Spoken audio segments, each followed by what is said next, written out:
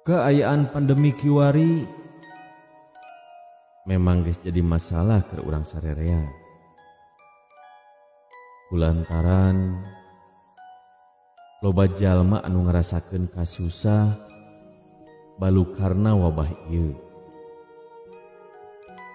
Pon kitu deui kuring anu ngasaan susahna hirup dina masa pandemi. Ngaran kuring Dedi. Panganjerkan kuring di Batu Jajar Kabupaten Bandung Barat. Pakasaban kuring sapopoe nyaeta ngojek online. Kabeneran kuring ngeureuyeun kana usaha ngojek. Disaprak kuring di PHK di tempat kuring digawe. Baheula tempat kuring digawe nyaeta di salah sahiji pabrik anu aya di Cimareme. Kuring rek nyaritakeun pangalaman pikasieun bahasa kuring keur ngojek. Harita teh poe Kemis bulan Agustus tahun 2020. Ari tanggal nama kuring rada poho deui. Kuring turun ngojek teh sok wanci sore kapeutingkeun. Sabab ari isuk-isuk mah kuring ngabantuan heula anu jadi pamajikan. Da dasar keur dagang sangu koneng. Wanci sore bada asar kuring siap-siap keur indit ngojek. Seperti biasa, sanggeus salat asar, kuring ngeusi heula beuteung saacan indit teh.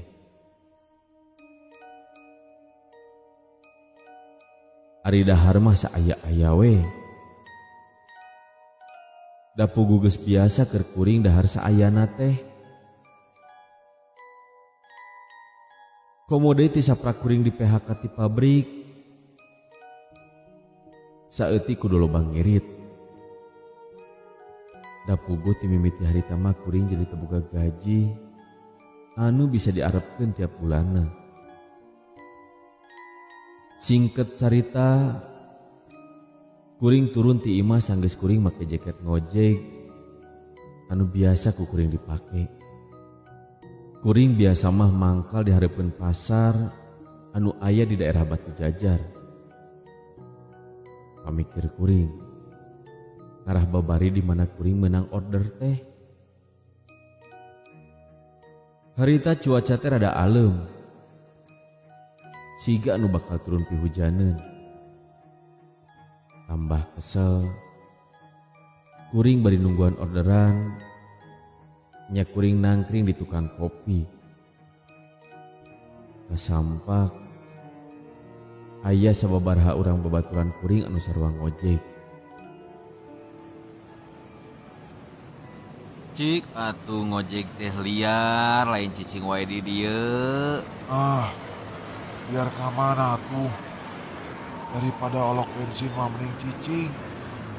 Oge geus rezekina mah datang sorangan. Paribasa eta mah. Jang zaman ayeuna mah teu berlaku euy.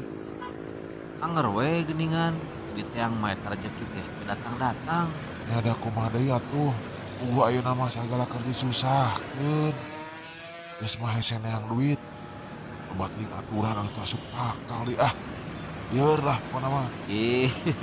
Nah jadi ngadon curhat gitu. Ayeuna mah hirup rek ngeunah rek teu ngeunah. Anger kudu di jalanan.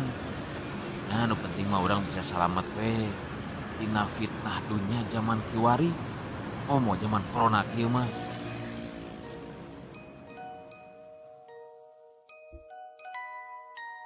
Teu karasa kuring uplek ngobrol teh geus nyedak ka magrib. Ti mimiti turun, kuring can hiji-hiji acan meunang orderan. Babaturan mah geus aya anu indit menang orderan, malahan can balik deui wae. Geus jadi kebiasaan ke tukang ojek online mah. Di mana menang orderan teh Sok tara balik deui ka tempat mangkal. Tapi sok rada cicing heula di tempat anu dipake nganterkeun panumpang anu order.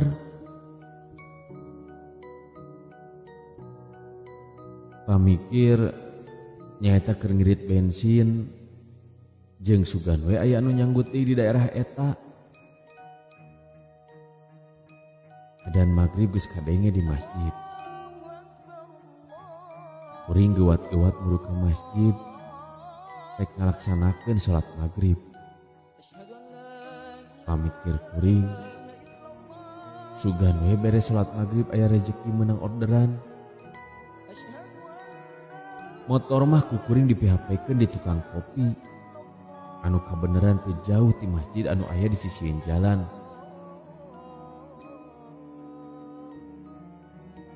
Singkat cerita, sabada kuring salat maghrib, kuring buru-buru murudi ke tempat kuring markirkeun motor. Karek oge keluar ti buruan masjid, karasa HP kuring ngerenyet dina saku calana. Barangku kuring ditinggali, sing horeng nya wae. Aya notifikasi anu order ti calon panumpang. Kuring atoh haritama. Kusabab ti mimiti turun kuring can menang order hiji-hiji acan. Di harita kuring indit ngajugjug tempat ngajemput calon panumpang ojek kuring. Anu satuluyna kuring ngantirkeun eta panumpang ke tempat anu dituju. Kuring menang orderan teh kudu ngantirkeun panumpang ke daerah Gado Bangkong. Sanggeus kuring menang orderan anu mimiti mah. Di harita kuring menang di orderan sababaraha panumpang. Nepikeun ka anu terakhir, kuring menang orderan kudu ngantirkeun panumpang ke daerah Padalarang. Waktu geus jam 10 peuting harita teh. Pamikir kuring, ieu orderan anu pamungkas jang poe eta mah. Kusabab lumayan rada jauh. Kuring kudu ngantirkeun panumpang ke daerah Tagog Apu. Sajajalan, kuring ngobrol jeung panumpang. Sangkan teu karasa kesal teuing. Sajroning kuring mau penumpang teh. Kurang leuwih 500 meter. Saacan nepi ka titik tujuan, kuring nganterkeun panumpang. Teu disangka hujan mimiti turun lumayan gede. Tapi pamikir kuring, harita mah kagok tereh nepi. Kuring tenggereunkeun heula motor. Tapi ka tempat anu dituju, nya kuring nurunkeun penumpang. Sanggeus eta panumpang turun, kuring teu waka buru-buru indit deui. Kusabab harita keur meumejeuna hujan gede. Kuring cicing heula di salah siji tempat anu katempona ku kuring mah siga pos tempat ngaronda. Pos nama teh gede-gede teuing. Caang nage ukur ku lampu 10 watt. Bari nungguan hujan raat, nya kuring ngodok saku. Maksud rek ngaluarkeun rokok sangkan teu tiris teuing. Rokok anu kari 2 batang deui ku kuring disulut. Keur jongjon kuring diuk di pos bari ngaroko.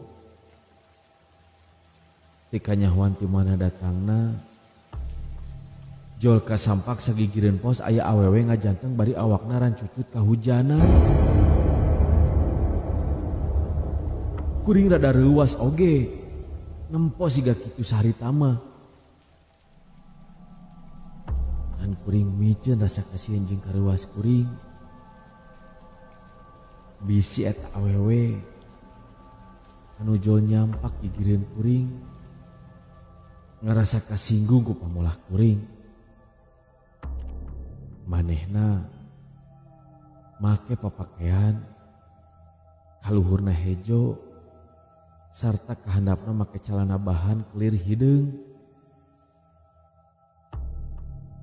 Katempo ku kuring eta awewe menepi kawatireun kusabab awak jeung papakeana baraseuh mana teuing tirisna meureun. Kuring wae anu teu kahujanan ngarasa tiris pisan peuting eta mah. Komo deui lamun bari awak baraseuh. Manehna ukur melong ka kuring siga anu rek ngomong tapi asa-asa. Nya antugna kuring nanya ti heula ka manehna. Tos di mana Neng? Dugi kahujanan gitu. Bade uih Kang.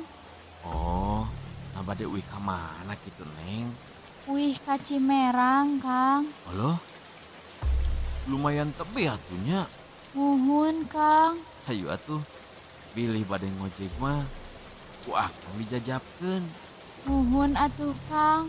Jajabkeun abdi hoyong enggal-enggal uih. Kabeneran harita hujan geus mimiti raat. Nu aya dina pamikiran kuring itung-itung nulungan ka jalma anu keur kapeutingan. Kuring teu nanya ka manehna tina urusan ongkos. Kusabab dina hate kuring pasti manehna oge ngarti kana urusan eta mah. Kuring ini titagog apu muru ka Cimerang. Disaprak manehna naik kana motor. Anu karasa ku kuring meniti is camewek. Sok sanajan kuring make jaket ojek oge. Tapi karasa pisan sapalabaheun tonggong kuring meniti is. Meureun bedah manehna awak jeung papakeana baraseuh. Dan aya anu aneh ka kuring. Sajroning di perjalanan ku kuring diajak ngobrol teh manehna ukur nembalan saperluna hungkul. Cek dina hate meureun manehna teu ngarasa wawuh pisan ka kuring. Jeung bisi aya rasa sieun meureun kuring. Maklum, sok sanajan kuring lain jalma jahat, tapi keur jalma saliwat mah manehna oge rada boga rasa kahariwang. Saja jalan kuring nanya ke manehna ngeunaan tempat anu dituju. Kusabab manehna mah naik ojek teh teu make aplikasi anu sakuduna.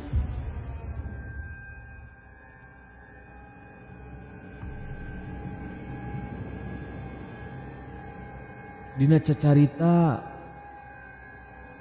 eta awewe ngan ukur saperluna. Manehna nunjuk-nunjukeun ka pelebah mana kuring kudu mawa motor teh. Nepi ka hiji tempat anu lumayan sepi. Kasampakna harita teh. Manehna minta eureun di eta tempat. Ajar teh geus nepi cenah. Anu katempo ku kuring nyaeta manehna minta turun di tempat anu teu katempo ku kuring aya imah. Kusabab diperhatikeun ku kuring sakuriling eta tempat Ngan ukur aya sawah di palebah katuhu kuring.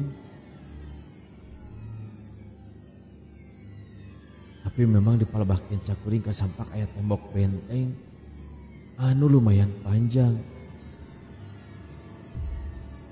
Kuring teu boga pikiran naon harita mah. Caritana manehna turun tina motor kuring. Tapi sanggeus manehna turun, eta awewe nyarita ka kuring. Kang, hatur nuhun nya tos ngajajabkeun abdi. Antosan heula sakedap di dieu.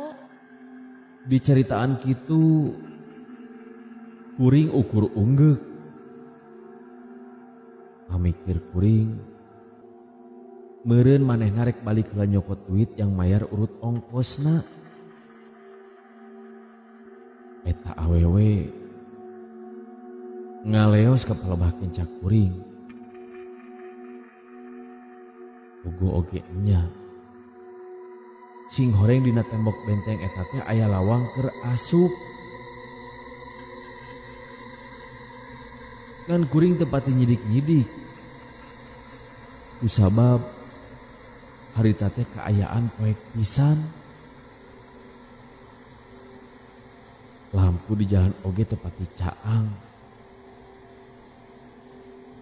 Angin ngadius karasa pisan ku kuring. Katambah beuki lila eta tempat jadi karasa sepi pisan. Eueuh kendaraan anu ngaliwat hiji-hiji acan. Kuring masih kene cicing nungguan di eta tempat. Teu karasa geuning kuring teh geus hampir 1/2 jam cicing di eta tempat. Tapi nah eta awewe teh eueuh katembong deui ku kuring. Dirajeunan bari nungguan eta awewe kuring ngaluarkeun di rokok anu keur disabatang deui. Bari ngarokok kuring bari ngomeh HP. Miceun ka kesel jeung ka keung keur harita. Rek indit ditinggalkeun kuring ngarasa lebar oge. Geus jauh-jauh kuring nganterkeun piraku teu bebeunangan ongkos. Ngan aya anu aneh keur kuring harita. Nah, beuki lila eta tempat asa beuki geueuman. Kuring bari nyedot rokok, bari ulak-ilik ke sabudeureun eta tempat. Sajeroning keur ulak-ilik kitu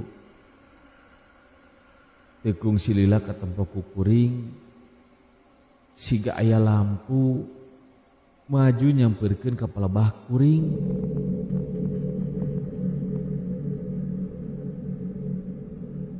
Beuki lila beuki deukeut barang mereka tempo ku kuring. Sing goreng aya tukang sangu goreng ado dorong roda. Puguh anu katempo ku kuring lampu teh nyaeta caangna lampu patromak ti eta roda. Kuring teu baca carita nempokeun tukang sangu goreng eta teh. Ngan basa manehna geus deukeut. Manehna nawaran sangu goreng ka kuring. Sangu goreng, A.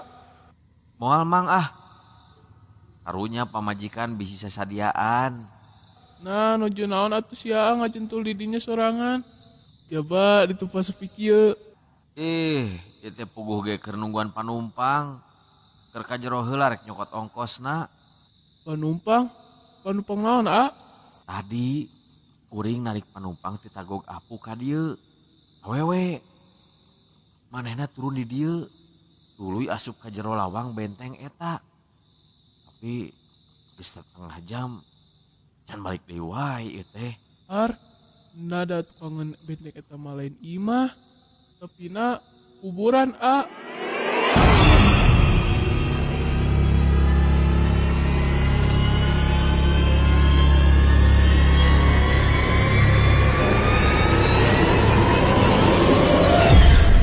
Kuring ngadenge tukang sawo goreng ngomong gitu langsung ngagebeg. Asa terpercaya. Kuring ngawanikeun maneh muru ka tempat awewe tadi asup. Barang mereka tempoku kuring. Nyawae geuning eta tempat teh kuburan.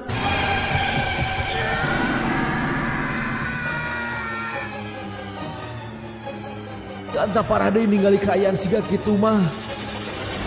Kuring buru-buru muru kana motor kuring anu satuluyna. Kuring ngabiur ninggalkeun eta patempatan. Kuring geus teu nolih deui ka tukang. Anu aya dina pikiran kuring ngan hayang buru-buru tepi ka imah kuring. Nya eta ka daerah Batu Jajar teh.